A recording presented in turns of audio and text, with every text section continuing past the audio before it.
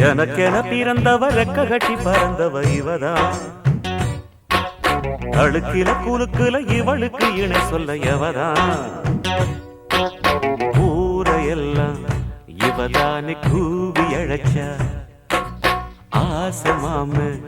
இவன் தான் பாட்டு படிச்சா எம்மாடியோ